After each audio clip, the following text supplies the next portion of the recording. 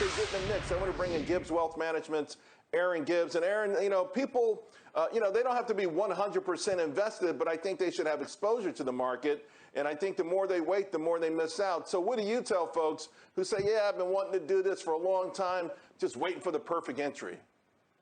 Yeah, Charles, I've been doing that similar sort of presentation or talk to clients for over 15 years, if not 20. We saw this in 2007, and we're seeing this from 2020, that if people got out, they were scared of the crash. It takes them almost twice as long to get back in, and they miss out almost all on the entire upside. And so we really got to convince investors that I found the best way to convince them is to actually make them fear that they're going to miss out on gains versus fear of future losses. And we frequently don't see those 5% pullbacks. It's not like there's a big flash or warning sign about 5%. It usually is something bigger, like 10 or 20% before people really notice.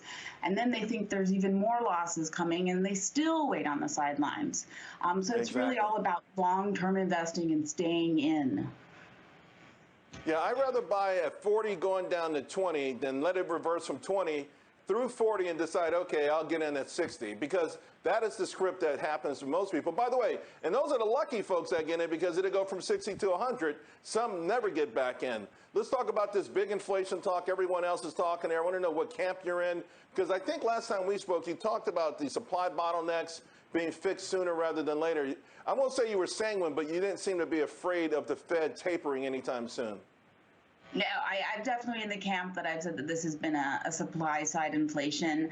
And normally when you talk about inflation, you don't necessarily look at commodities, but I think in this case, because it is so supply side, it actually really gives you a good sense of what's happening at the most basic level.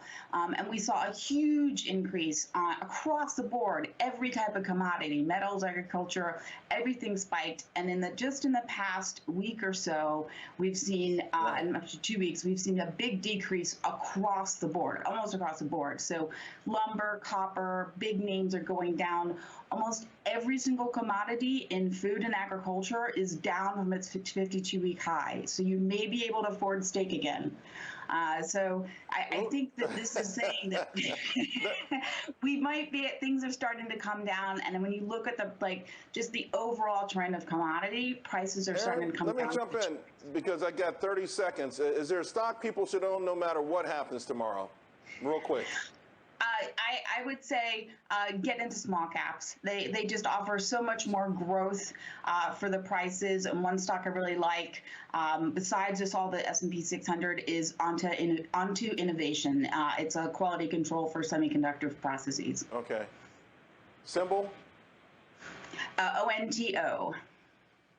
ONTO. Aaron Gibbs, thank you so much.